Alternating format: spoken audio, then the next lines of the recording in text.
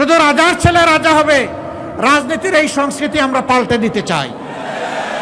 ওই পৈতৃক সূত্রে, জমিদারি সূত্রে রাজনীতি এই দেশের মানুষ আর দেখতে চায় না। আগে যা করেছেন করেছেন, এখন উজু গোসল করে ঠিক হয়ে যান। আমি আপনাদেরকে জিজ্ঞাসা করতে চাই, সেই ফেসিবাদ, সেই কালো অধ্যায় আবার বাংলাদেশে ফিরে আসুক, আপনারা কি চান? আমাদের একটি কর্মীর হাত ও চাঁদাবাজের হাতে পরিণত হয় নাই। কেউ যদি আকাশ থেকে কালো চিলের রং ধারণ করে কারো ভোট ছু মেরে নিয়ে যেতে চায়, ওর ডানা সহ খুলে ফেলবেন। এটা জরুর নয় যে জামাতে ইসলামীকেই দেশ শাসন করতে হবে, কিন্তু এইটা জরুর যে এই দেশে সুশাসন থাকতে হবে। অনেকে বলে জামাতে ইসলামীর দেশ শাসনের কোনো অভিজ্ঞতা নাই, তারা কিভাবে দেশ চালাবে। আমি প্রশ্ন করি, আজকে এই প্রশ্নটি যারা করেন, তারা যখন প্রথম দেশ শাসনের দায়িত্ব পান তখন কি তাদের কোনো অভিজ্ঞতা ছিল? আজকে দেখলাম একজন উন্মাদ হয়ে গিয়ে বলতেছে জামাতে ইসলামীর নারী কর্মীরা কোনো জায়গায় আসলে ওদের পোশাক খুলে ফেলবে।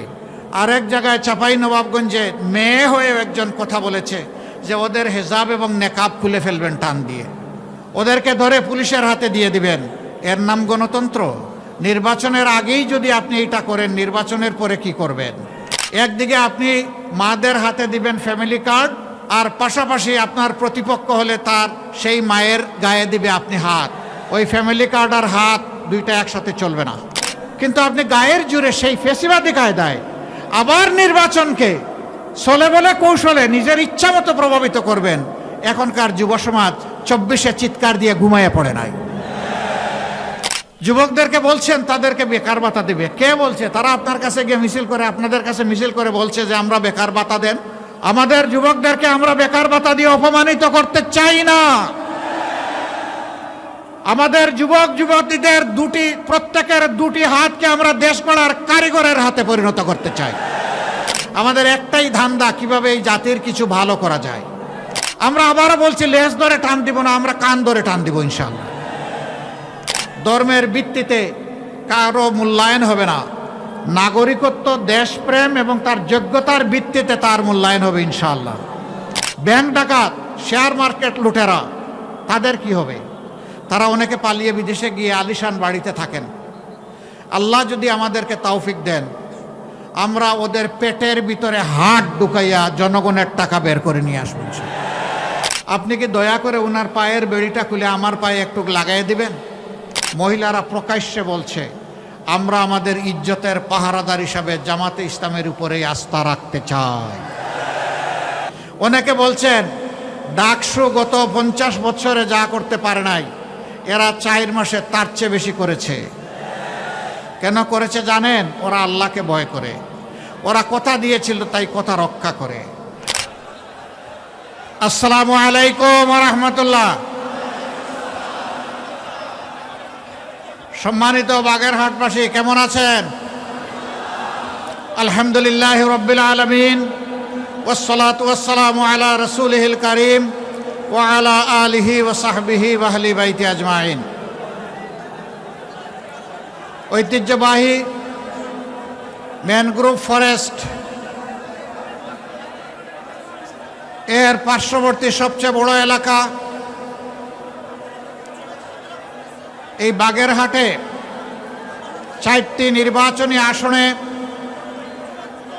11 দল সমর্থিত এবং বাংলাদেশ জামাতে ইসলামী মনোনীত 4 জন প্রার্থীর সমর্থনে আজকের এই সভার সম্মানিত সভাপতি, সভামঞ্চে উপস্থিত বাংলাদেশ জামাতে ইসলামী সহ 11 দলের কেন্দ্রীয় এবং স্থানীয় নেতৃবৃন্দ, উলামা হজরত, বাগেরহাট ভাষী এবং সাংবাদিক বন্ধুগণ, আমার আগে আমার ভাইয়েরা এখানে দাঁড়িয়ে বক্তব্য রেখেছেন। নতুন কোনো বক্তব্য আমি এখানে দিতে দাঁড়াইনি এবং আমি জামাতে ইসলামের পক্ষ থেকেও এখানে বক্তব্য দিতে আসিনি। আমি এসেছি 2006 সালের 28 অক্টোবর লগিবইটার তাণ্ডব থেকে শুরু করে পিলখানায় সামরিক অফিসারদের হত্যাকাণ্ড। কিরে ভাই, ওই দিকে কি সাংবাদিকদেরকে বসায় দিতে চান? না, তাইলে জাতি বসে যাবে। ওনাদেরকে দাঁড়িয়েই ওনার দায়িত্ব পালন করতে দিতে হবে। আপনাদের যাদের একটু অসুবিধা হচ্ছে বিনয়ের সাথে অনুরোধ করি আপনারা বসে যান। পিছন থেকে যারা দাঁড়িয়েছেন, যারা পেশাদার সাংবাদিক নন, আপনারা বসুন আর কথা বন্ধ করুন। একদম সুন্দর করে আমরা চুপ করে কথা শুনবো ইনশাআল্লাহ। আর সাংবাদিক বন্ধুদেরকে তাদের দায়িত্ব পালনের সুযোগ করে দেব। তো বলছিলাম যে আমি তাদের হয়ে আজকে এখানে কথা বলতে এসেছি। 28 অক্টোবরের সেই লগি বইটার তাণ্ডবে যে মানুষগুলাকে খুন করা হয়েছিল, এই থেকে শুরু করে পরবর্তী পর্যায়ে 2009 সাল 25 এবং 26শে ফেব্রুয়ারি ঢাকার পিলখানায় যেই সমস্ত সামরিক অফিসার 57 জনকে হত্যা করা হয়েছিল, এরপরে জামাতে ইসলামীর শীর্ষস্থানীয় নেতৃবৃন্দকে যুদ্ধ অপরাধের মামলার নামে সহস্রাব্দের সবচেয়ে মিথ্যা এবং জঘন্য অপবাদ দিয়ে যারা খুন করেছিল, এই অন্যায়ের প্রতিবাদ করতে গিয়ে যারা আমাদের হাজারো কর্মীকে আমাদের বুক থেকে কেড়ে নিয়েছে এবং পুরা 15.5 বৎসর জুড়ে এদেশের সকল রাজনৈতিক দল, আলিম উলামা, সাংবাদিক, বিভিন্ন শ্রেণী এবং পেশার মানুষ, শিশু থেকে বৃদ্ধ, মা থেকে বাবা, ঠান্ডা মাথায় যাদেরকে খুন করা হয়েছিল, আমরা তাদের ঘরে ঘরে যাওয়ার চেষ্টা করেছি। সর্বশেষ 24 জুলাইয়ে আমাদের যে যুব সমাজ বুক চিতিয়ে জাতির মুক্তির জন্য, আজাদির জন্য লড়াই করে জীবন দিয়ে গেছে, আহত পঙ্গু হয়েছে, আমরা তাদের ঘরে ঘরে জনে গনে যাওয়ার চেষ্টা করেছি। সেদিন যে মা, যে বাবা তার সন্তান হারিয়েছেন, যে যুবতী ভন্টি তার স্বামী হারিয়েছে, যে অবুঝ শিশুরা তার বাবা হারিয়েছে, আমরা তাদের চোখের কোনায় পানি দেখি নাই, আমরা রক্তের ফোঁটা দেখেছি। তাদের আপনজনকে যে খুন করেছিল, সেই খুনিদেরকে বিচারের আওতায় আনার প্রয়াস শুরু হয়েছে। জানি না সব বিচার এ জগতে সম্ভব হবে কিনা, তবে নিশ্চিত যার যার পাওনা আদালতে আখেরাতে সবাই পেয়ে যাবে ইনশাআল্লাহ। প্রিয় দেশবাসী, যখন ওই ধরনের কোনো শহীদ পরিবারের কাছে যেতাম, অবুঝ শিশুদেরকে একটু কাছে টানতাম। 4-5 বছর 6 বছরের বাচ্চারা হাতে ধরে টেনে নিয়ে যেত, একটা দেয়ালের সামনে নিয়ে দেয়ালে আঁকা তার বাবার ছবি দেখিয়ে বলতো, এটা আমার বাবার ছবি, আমার বাবা কি আর আসবে? এই অবুঝ শিশুদের এই প্রশ্ন শুনে আমরা স্তব্ধ হয়ে যেতাম। আমাদের বুকের এবং টুটের ভাষা বন্ধ হয়ে যেত। আমরা তখন চোখের ভাষায় কথা বলতাম। তখন চোখ দিয়ে আমাদেরও পানি গড়াতো ওদের চোখের পানির সাথে। আমি তাদের হয়ে আজকে এখানে দাঁড়িয়েছি। আমি দাঁড়িয়েছি ওই সমস্ত বনি আদমদের হয়ে যাদেরকে আপনজনের বুক থেকে তুলে নিয়ে কোথায় গায়েব করা হয়েছে, কোন আয়নাগরে রেখা হয়েছে, তাদের আপনজনেরা জানে না। আমরা যখন বিভিন্ন জায়গায় যেতাম, এরকম কিছু মানুষ ছুটে আসতেন, বলতেন, বাবা, ভাই, আমার সন্তানটা হারিয়ে গেছে, ওরকম তুলে নিয়েছিল, কোনো খবর পেলাম না, ও কি জীবিত আছে? যদি জীবিত থাকে তাইলে কোথায় আছে আপনারা কি জানেন? আর যদি না থাকে তাইলে তার কবরটা কোথায় আমাদেরকে একটু দেখাই দিতে পারবেন? যদি জীবিত থাকে, আল্লাহ যেন আমার বুকের ধনকে আমার বুকে ফিরায় দেন। আর যদি দুনিয়া থেকে চলে যায়, অন্তত তাদের কবরটা দেখে মনে একটু শান্তি নিতে চাই।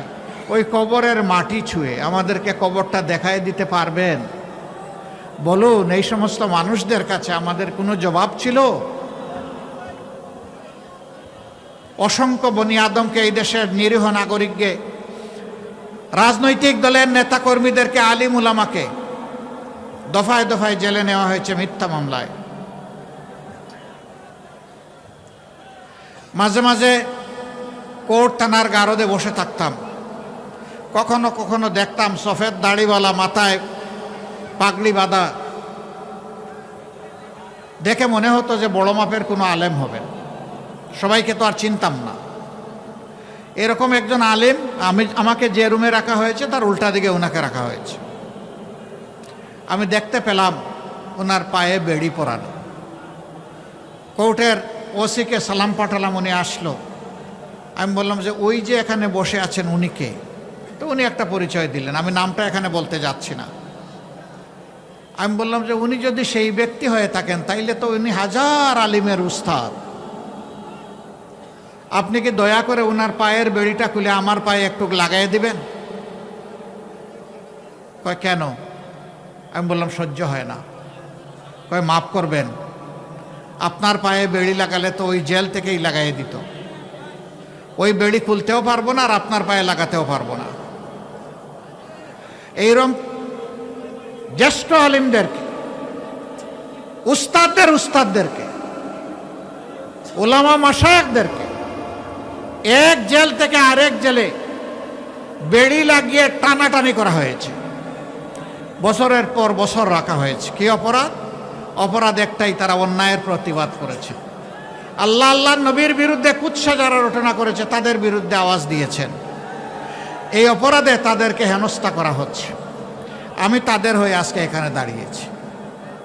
হেফাজতে ইসলামের দফায় দফায় 5ই মে থেকে শুরু করে বিভিন্ন সময় যাদেরকে হত্যা করা হয়েছে তাদের হয়েও আমি এখানে দাঁড়িয়েছি। এই সাংবাদিক বন্ধুরা আছে, তাদেরকেও খুন করা হয়েছে, তাদের কাউকে ধরে নিয়ে সীমান্তের ওপারে ফেলে দেওয়া হয়েছে। আমি সেই মানুষগুলার, মজলুমদের পক্ষে এখানে দাঁড়িয়েছি। আমি সেই 18 কোটি মজলুম মানুষের পক্ষে দাঁড়িয়েছি যারা সিন্ডিকেট করে নিত্যপণ্যের দ্রব্যকে, মূল্যকে আকাশে তুলে দিয়েছিল, মানুষের জীবনকে বিষিয়ে তুলেছিল সিন্ডিকেশন এবং চাঁদাবাজির মাধ্যমে। আমি তাদের হয়ে এখানে দাঁড়িয়েছি। আমি আপনাদেরকে জিজ্ঞাসা করতে চাই, সেই ফেসিবাদ, সেই কালো অধ্যায় আবার বাংলাদেশে ফিরে আসুক, আপনারা কি চান? একজন সাধারণ বিবেকবান মানুষ এটা চাইতে পারে না। আশ্চর্য, যেই দলটির 11 জন শীর্ষস্থানীয় নেতাকে ঠান্ডা মাথায় খুন করলো, হাজারের উপর সহকর্মীকে দুনিয়া থেকে উঠায় দিল, 250-র অধিক সহকর্মীকে আয়নাগরের সঙ্গী বানালো, গুম করলো, যাদের নেতৃবৃন্দের বাড়িঘর বুলডোজার দিয়ে ভেঙে গুড়িয়ে দিল, যাদের নিবন্ধন কেড়ে নিল, প্রতীক কেড়ে নিল, দিশাহারা হয়ে শেষ পর্যন্ত সংগঠনটাকেই নিষিদ্ধ করে দিল।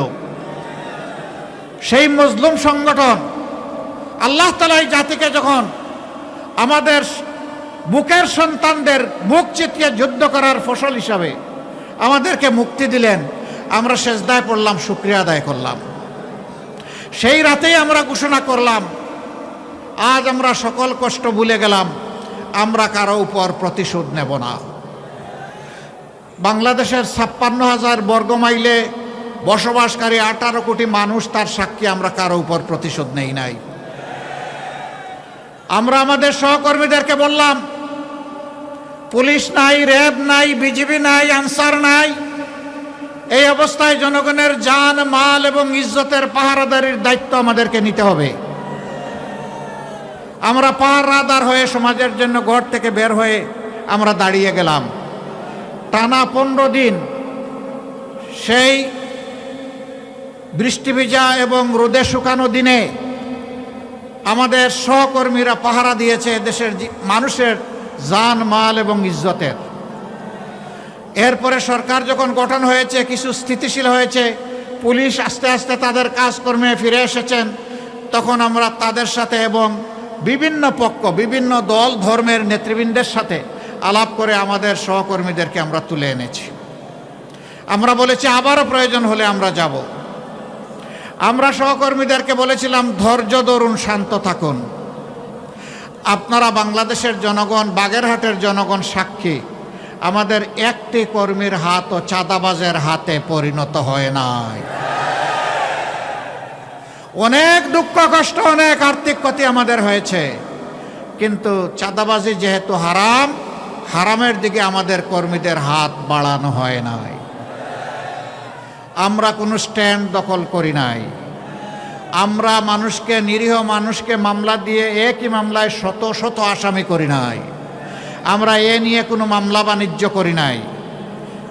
আমরা কথা দিয়েছিলাম, এই জাতির সাথে কথা রেখেছি। কেন জানেন? আমরা এই দেশটাকে ভালোবাসি, আমরা এই দেশের মানুষকে বড়ই ভালোবাসি। আমরা যারে ভালোবাসবো তার তো আমরা কোনো ক্ষতি করতে পারি না। আমরা প্রতিজ্ঞাবদ্ধ, ইনশাআল্লাহ ইনশাআল্লাহ এই বাংলাদেশকে আমরা নিরাপদ, শান্তি এবং উন্নতির বাংলাদেশে পরিণত করব। বলবেন কিভাবে করব? করব আপনাদের ভালোবাসা এবং সহযোগিতা নিয়ে, করব আপনাদের সমর্থন এবং ভোট নিয়ে।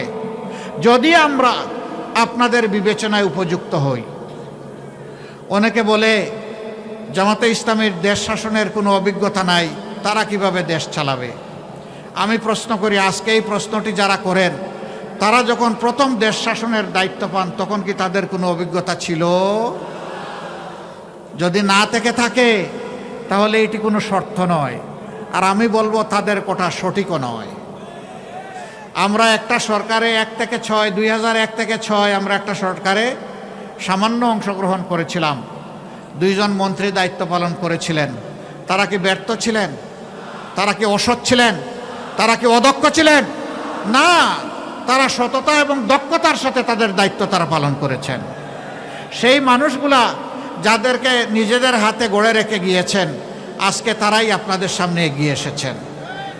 তাদের উপর যেভাবে অতীতের মানুষগুলো আস্থা রেখেছিল, আজকের মানুষগুলোর উপর আস্থা রাখলে আমরা ইনশাআল্লাহ আমাদের সমস্ত যোগ্যতা এবং শক্তি দিয়ে আমরা আপনাদের আস্থার ঋণ পরিশোধ করব।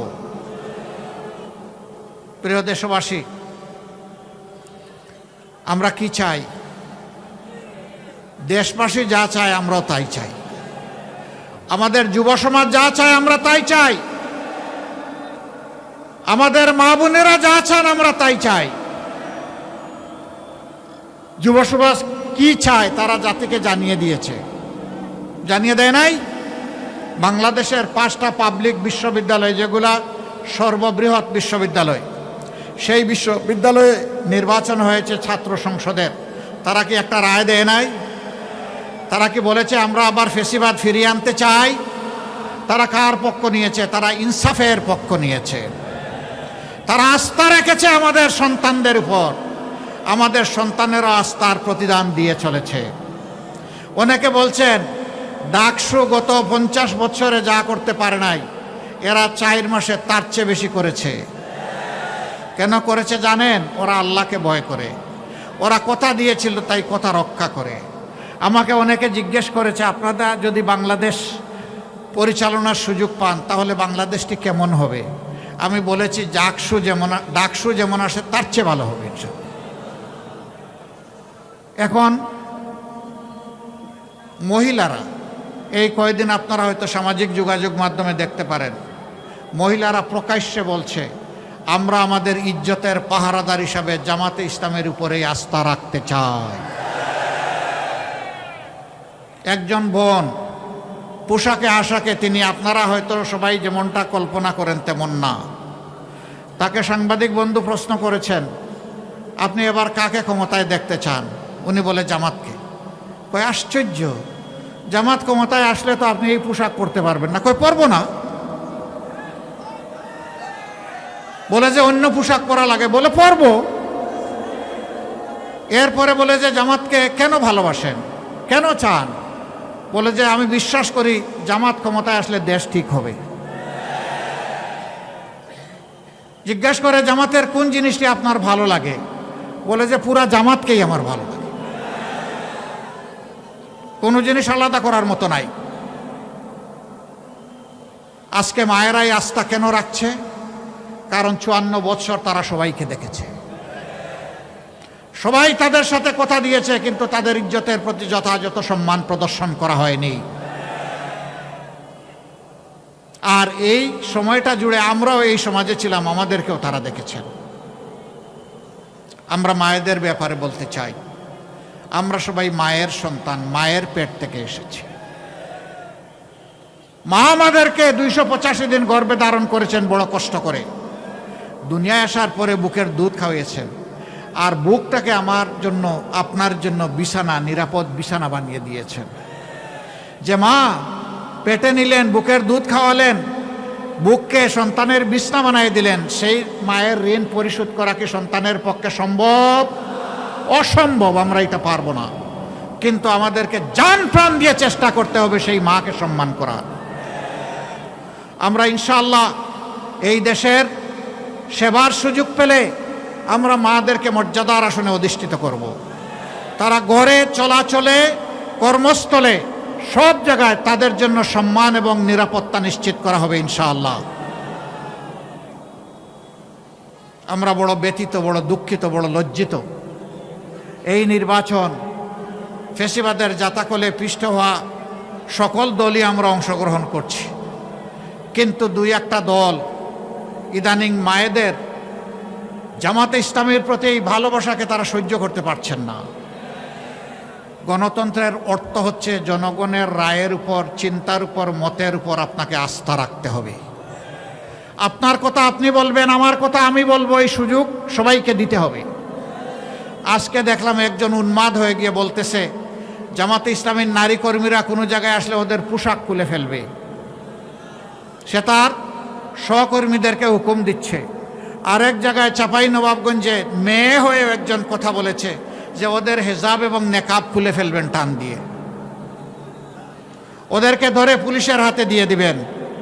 এর নাম গণতন্ত্র? নির্বাচনের আগেই যদি আপনি এটা করেন, নির্বাচনের পরে কি করবেন? একদিকে আপনি মাদের হাতে দিবেন ফ্যামিলি কার্ড, আর পাশাপাশি আপনার প্রতিপক্ষ হলে তার সেই মায়ের গায়ে দিবে আপনি হাত। ওই ফ্যামিলি কার্ড আর হাত দুইটা একসাথে চলবে না। যদি সত্যিই সম্মান দেখায় থাকেন তাহলে আগে আপনার মাকে সম্মান দেখান, এরপরে বাংলাদেশের প্রত্যেকটা নারীকে মায়ের মর্যাদায় সম্মান দেখান। মানুষ আপনাকে ভালোবাসবে, আপনাকে স্যালিউট দেবে। আমি বলে দিতে চাই, আমাদের জীবনের চেয়ে মায়েদের ইজ্জতের মূল্য আমাদের কাছে অনেক বেশি। আমি সাফ সারা বাংলাদেশের শান্তিকামী, মুক্তি পাগল মানুষকে বলে দিতে চাই, বিশেষ করে যুবকদেরকে বলে দিতে চাই, কোনো মায়ের সাথে কেউ যদি এই ধরনের অসভ্য আচরণ করে, আপনারা আবার 24-এর মতো বিস্ফোরিত হবেন।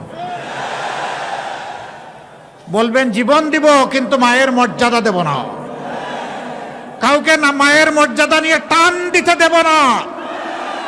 জীবনের বিনিময়ে হলেও মায়ের মর্যাদা রক্ষা করব। যারা মাদেরকে নিয়ে এইরকম অপমান করেন, এদেশের অর্ধেক হচ্ছেন আমাদের মায়ের সমাজ। তারা কিভাবে আশা করেন সেই মায়েরা তাদেরকে সমর্থন দেবে? আমরা দোয়া করি শুভবুদ্ধির উদয় হোক। হ্যাঁ, মাদের ছাড়াও বিভিন্ন জায়গায় হচ্ছে। আজকেও ঢাকায় দেখেছেন কিছু একটা হয়েছে। প্রতিদিন বিভিন্ন জায়গায় অসহিষ্ণু এই কার্যক্রম চালানো হচ্ছে। কেন রে ভাই, এখন তো মাঘ মাস। এই শীতের দিনেই যদি মাথা এত গরম হয়, চৈত্র মাসে কি হবে? আপনার আদর্শ নিয়ে আপনি মাথা ঠান্ডা রেখে যান জনগণের কাছে, সুন্দর করে বুঝায় কথা বলেন, আপনাকে আমরা ওয়েলকাম করব। কিন্তু আপনি গায়ের জোরে সেই ফেসিবাদী কায়দায় আবার নির্বাচনকে ছলে বলে কৌশলে নিজের ইচ্ছা মতো প্রভাবিত করবেন। এখনকার যুব সমাজ 24-এ চিৎকার দিয়ে ঘুমাইয়ে পড়ে নাই। যুবকদেরকে বলছেন তাদেরকে বেকার ভাতা দেবে, কে বলছে? তারা আপনার কাছে গিয়ে মিছিল করে, আপনাদের কাছে মিছিল করে বলছে যে আমরা বেকার ভাতা দেন। আমাদের যুবকদেরকে আমরা বেকার ভাতা দিয়ে অপমানিত করতে চাই না। আমাদের যুবক যুবতীদের প্রত্যেকের দুটি হাতকে আমরা দেশ গড়ার কারিগরের হাতে পরিণত করতে চাই এবং তাদের হাতে মর্যাদার কাজ তুলে দিতে চাই। তারা যেন বুক ফুলিয়ে বলতে পারে, এদেশ আমার দেশ, আমি বাংলাদেশ। আমি বাংলাদেশের জন্য আমার দুই হাত দিয়ে অবদান রেখে চলব। আমি হাত বাড়িয়ে কারো কাছ থেকে বেকার ভাতা নেব না। যুবকরা মন খারাপ করেছেন, আপনারা কি বেকার ভাতা চান না কাজ চান? আলহামদুলিল্লাহ, আপনারা কাজ চান, আপনাদেরকে মোবারকবাদ। সম্মানিত ভাইয়েরা, আল্লাহর রহমতে আপনাদের দোয়া, ভালোবাসা, সমর্থন, ভোটে যদি আমাদের 11 দলীয় এই নির্বাচনী পক্ষের প্রার্থীরা বিজয়ী হয়ে সরকার গঠনের সুযোগ পান, আমরা যে কাজগুলা করতে চাই সেই কাজগুলার কিছু অংশ আজকে বলে আমি বিদায় নেব। সব এখানে বলা সম্ভব না। নাম্বার 1, আমরা সমাজ থেকে দুর্নীতি দূর করব ইনশাআল্লাহ। আমরা দুর্নীতির গাছের পাতা ধরে টানাটানি করব না, আমরা জটটা ধরে টান দিব। দুর্নীতিকে আর বাংলাদেশে সহ্য করা হবে না। 2 নম্বর, যারা অন্যের দ্বারা প্রভাবিত হয়ে মানুষের কাছ থেকে অবৈধ চাঁদা নিয়ে মানুষকে জর্জরিত করে, এমনকি বিভিন্ন জায়গায় দেখি চাঁদা না দিলে দোকান ভাঙচুর, মারধর এগুলাও করে, আমরা আর কাউকে চাঁদা নিতে দেব না। যদি আমরা সেই সুযোগ পাই তাহলে দুর্নীতি যারা করেন আর চাঁদা যারা নেন তাদেরকে আমরা বুকে টেনে নিব, কারণ তারাও আমাদের সন্তান, তারাও এদেশের নাগরিক। তাদেরকেও প্রশিক্ষিত করে তাদের হাতেও মর্যাদার কাজ তুলে দিব ইনশাআল্লাহ। তারাও সেদিন এই জাতিকে গঠনে, উন্নয়নে ভূমিকা রাখবে এবং গর্বিত হবে। আজকে মাথা নিচু করে চলতে হয়, সেদিন তারা বুক ফুলিয়ে মাথা উঁচু করে চলবে ইনশাআল্লাহ। কাজেই তাদেরও কোনো চিন্তার কারণ নাই। সমাজ মুক্তি পাবে তাদের নির্যাতন থেকে, আর তারা মুক্তি পাবে লজ্জার হাত থেকে। এরপরে আমরা কি করব? আমরা সমাজের সকলের জন্য ন্যায় বিচার কায়েম করব ইনশাআল্লাহ। প্রেসিডেন্ট যে বিচার পাবেন, গ্রামের একজন সাধারণ কৃষক একই বিচার পাবেন। যে অপরাধে গ্রামের একজন সাধারণ মানুষকে আইনের আওতায় এনে শাস্তি দেওয়া হবে, একই অপরাধ করলে আইন প্রেসিডেন্টকে ছেড়ে কথা বলবে না। বিচার সমান। এই বিচারে যারা ভয় পায় তারা আমাদের বিরোধিতা করবে। আমরা তাদেরকে ভয় পাই না, আমরা একমাত্র আল্লাহ তাআলাকে ভয় করি। আমাদের 3য় অঙ্গীকার, মানুষের পেটে এবং মুখে ভাত তুলে দেওয়া, এটা আমাদের দায়িত্ব। কিন্তু রিজেকের মালিককে আল্লাহ রাব্বুল আলামিন। আমরা আল্লাহ তাআলার কাছে চাইব এবং মানুষের অর্থনৈতিক প্রবৃত্তি অর্জনের জন্য স্বচ্ছতার সাথে দূরদর্শী চিন্তা করব ইনশাআল্লাহ। আগামী 5 বছর পরে বাংলাদেশ কোথায় যাবে, 10 বছর পরে কোথায় যাবে, 50 বছর পরে কোথায় যাবে, এটা জরুর নয় যে জামাতে ইসলামীকেই দেশ শাসন করতে হবে, কিন্তু এটা জরুর যে এই দেশে সুশাসন থাকতে হবে। এই দেশকে যারা ভালোবাসে তাদেরকেই শাসনের দায়িত্ব দিতে হবে। প্রিয় দেশবাসী, আমরা সেই রকম ভিশন নিয়ে, পরিকল্পনা নিয়ে আপনাদের সাথে বসব, কথা বলবো, ডায়ালগ করব, তারপরে সবাই মিলে বাংলাদেশ গড়ব ইনশাআল্লাহ। ব্যাংক ডাকাত, শেয়ার মার্কেট লুটেরা, তাদের কি হবে? তারা অনেকে পালিয়ে বিদেশে গিয়ে আলিশান বাড়িতে থাকেন।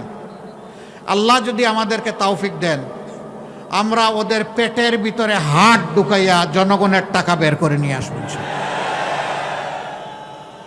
যা পারি, যতটুকু পারি, সেই টাকা রাষ্ট্রীয় তহবিলে যোগ হবে, তাই দিয়ে জনগণের উন্নয়ন কর্মকাণ্ড পরিচালিত হবে ইনশাআল্লাহ।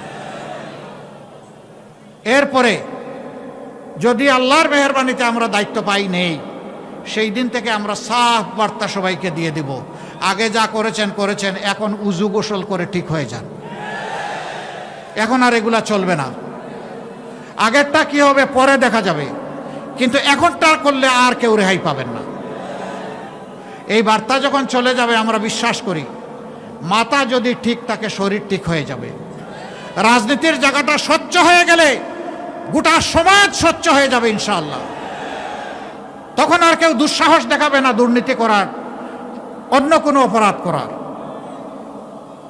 অপরাধ তো এখান থেকে শুরু হয়, সমস্যা তো গুড়ায়, সমস্যা সমাজের মাথায়।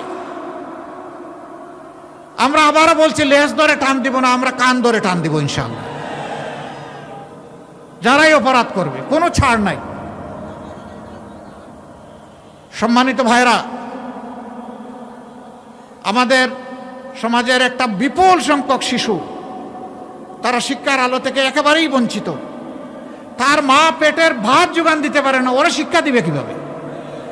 সে কি দেশের নাগরিক নয়? সরকারের কোনো দায়িত্ব নেই? সেই লোকগুলা যখন শিক্ষা পায় না, অনাদরে অবহেলায় অযত্নে বড় হয়, তখন তাদের মনের মধ্যে দ্রোহের আগুন জ্বলে উঠে। আমি কি এই সমাজের কেউ নই? এই সমাজ আমাকে এইরকম অন্ধকারে ফেলে দিল কেন? তার মনে তখন প্রতিরোধ স্পৃহা জাগ্রত হয়, তখন বিভিন্ন ধরনের অপরাধ কর্মকাণ্ডে সে জড়িয়ে পড়ে। এর জন্য আমার ওই অবুঝ শিশুটি দায়ী নয়, এই জন্য দায়ী সমাজ এবং সরকার, যারা তাদেরকে শিক্ষার আলো থেকে বঞ্চিত করেছে। ইনশাআল্লাহ আল্লাহ তাআলা আমাদেরকে দেশ পরিচালনার সুযোগ দিলে আমরা তাদেরকে বুকে তুলে নেব এবং তাদের শিক্ষার ব্যবস্থা করব। তাদের মধ্য থেকে মণিমুক্তা বের হয়ে আসবে, আমরা এটা আশা রাখি। এমনকি তাদের মধ্য থেকে বের হয়ে কেউ এসে আগামী দিনের প্রধানমন্ত্রী হতে পারে। শুধু রাজার ছেলে রাজা হবে, রাজনীতির এই সংস্কৃতি আমরা পাল্টে দিতে চাই। যার যোগ্যতা আছে সেই দেশ পরিচালনার দায়িত্ব পাবে ইনশাআল্লাহ, জনগণের ভালোবাসা এবং সমর্থন নিয়ে। ওই পৈতৃক সূত্রে, জমিদারি সূত্রে রাজনীতি এই দেশের মানুষ আর দেখতে চায় না। সম্মানিত ভাইয়েরা, তারপরে কি করব? এই দেশ বিশ্বের একটা সদস্য দেশ, বিশ্বসভার, সবার সাথে আমাদের চলতে হয়, চলতে হবে, চলতে চাই। সভ্য প্রত্যেকটি দেশকে আমরা বন্ধু হিসাবে পেতে চাই, কিন্তু অতীতে এই বন্ধুত্ব নয়, কিছু কিছু ক্ষেত্রে প্রভুত্ব কায়েম হয়েছিল। আধিপত্যবাদ আমাদের ঘাড়ে চেপে বসেছিল, আমাদের 54 বছরের অনেক সম্ভাবনাকে ধূলিসাৎ করে দিয়েছিল। আগামীতে এই জাতি আর কোনো আধিপত্যবাদ বরদাস্ত করবে না। আমরা সবাইকে বন্ধু হিসাবে পেতে চাই, কাউকেই প্রভু হিসাবে দেখতে চাই না। কেউ যেন আর প্রভুর নাটকে অভিনয় করতে না আসেন। আমরা সবার সাথে ভালো সম্পর্ক, প্রতিবেশীদের সাথে ভালো প্রতিবেশীর সম্পর্ক আমরা রক্ষা করব, কিন্তু আমরা চাই আমাদের সাথেও যেন সেই সম্পর্কটা রক্ষা করা হয়। কিছু লোক জাতিকে বিভক্ত করেছে, মুক্তিযুদ্ধের পক্ষ বিপক্ষ, অমুক ধর্ম অমুক ধর্ম, ধর্মে ধর্মে ক্লেশ, চেতনার ক্লেশ, এইগুলা লাগাই রেখেছে। আমরা এই সবগুলার কবর রচনা করে একটা ঐক্যবদ্ধ জাতি করতে চাই। হিন্দু, মুসলমান, বৌদ্ধ, খ্রিস্টান সবাই মিলে আমরা একসাথে ফুলের বাগানের গাছগুলার মতো থাকতে চাই, নিরাপদে শান্তিতে থাকতে চাই, সম্মানের সাথে থাকতে চাই। এখানে কারো অপমান আমরা বরদাস্ত করব না। ধর্মের ভিত্তিতে কারো মূল্যায়ন হবে না। নাগরিকত্ব, দেশপ্রেম এবং তার যোগ্যতার ভিত্তিতে তার মূল্যায়ন হবে ইনশাআল্লাহ। সম্মানিত ভাইয়েরা,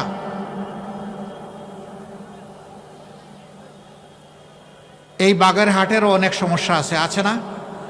আবার অনেক সম্ভাবনাও আছে। যুগ যুগ ধরে বাংলাদেশের বিভিন্ন অঞ্চলকে পিছিয়ে রাখা হয়েছে। 15 সালে আমি শরণখোলায় একটা এলাকায় গিয়েছিলাম, জমিনের আইল দিয়ে চলতে হয়েছে, ভালো একটা রাস্তা নাই। 3 জায়গায় আমরা পড়েই গেলাম, আবার উঠে চলতে থাকলাম। কেন? এই বাগেরহাট কি বাংলাদেশের অংশ নয়? হ্যাঁ, উন্নয়নে যারা অবদান রেখেছেন আমরা তাদেরকে ধন্যবাদ জানাই। আবার উন্নয়ন করতে গিয়ে যারা ডাকাতি করেছেন তাদেরকে ধন্যবাদ জানাইতে পারবো না। জনগণের টাকা নিয়ে যারা নিজেদের পকেট বাড়ি করেছেন, সিঙ্গাপুর বানিয়েছেন আর কানাডায় বেগমপাড়া গড়ে তুলেছেন, আমরা তাদেরকে ধন্যবাদ জানাতে পারবো না। ধন্যবাদ জানাবো সততার সাথে, দক্ষতার সাথে এই জাতির খেদমত করে, বাগেরহাটবাসীর খেদমত করে যারা গিয়েছেন, অবশ্যই তাদেরকে ধন্যবাদ। আমরা আপনাদেরকে কথা দিচ্ছি, আমরা সুযোগ পেলে ন্যায্যতার ভিত্তিতে যে এলাকা সবচেয়ে বেশি বঞ্চিত, ওই এলাকার দিকে ইনশাআল্লাহ আমাদের চোখটি প্রথমে পড়বে ইনশাআল্লাহ। আমরা এটা দেখব না কোন মন্ত্রী মহোদয় আর প্রেসিডেন্ট সাহেবের বাড়ি কোথায়, আমরা দেখব কোন এলাকার পাওনা সরকারের কাছে সবচেয়ে বেশি, সেই ঋণ সরকারকে পরিশোধ করতে হবে ইনশাআল্লাহ।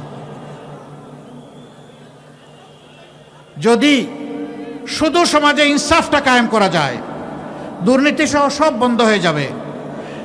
এই দেশকে জাতিকে পাল্টানোর জন্য 5টা বছর যথেষ্ট। আপনারা কি তা বিশ্বাস করেন? ইনশাআল্লাহ আমরা গভীর আস্থা রাখি এই ব্যাপারে, এবং ইনশাআল্লাহ আল্লাহ তৌফিক দিলে আমরা পারবো ইনশাআল্লাহ। কেন পারবো? যেহেতু আমাদের নিজস্ব কোনো ধান্দাবাজি নাই।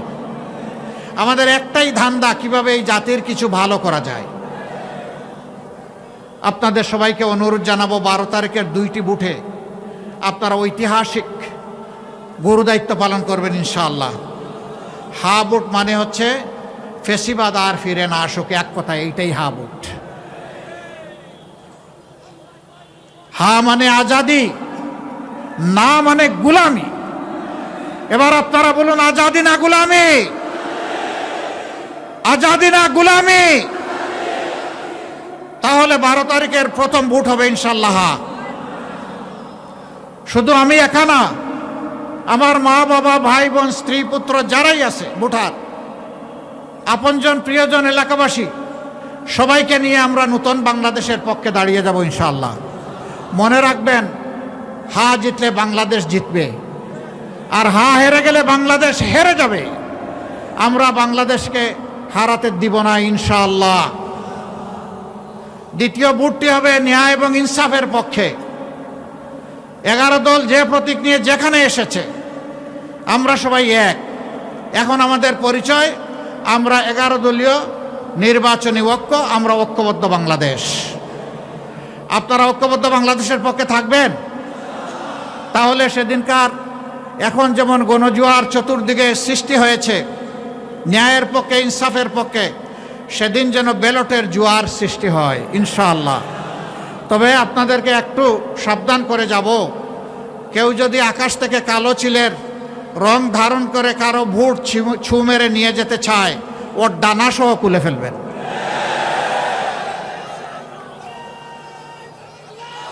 আগের স্লোগান অচল, আমার ভোট আমি দেব, তোমারটাও আমি দেব, এটা অচল।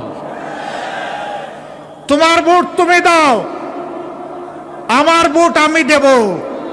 আমার ভোটে হাত বাড়ালে খবর আছে। সম্মানিত ভাইরা, নিজের এই ভোটের পাহারাদারি করতে হবে, অন্যের ভোটেরও পাহারাদারি করতে হবে। নাগরিকদের পূর্ণ অধিকার, যারে পছন্দ তারে ভোট দেবে, কিন্তু জোর করে আমার পছন্দের বাক্সে ঢুকাবো, এটাকে বুতা করে দিতে হবে।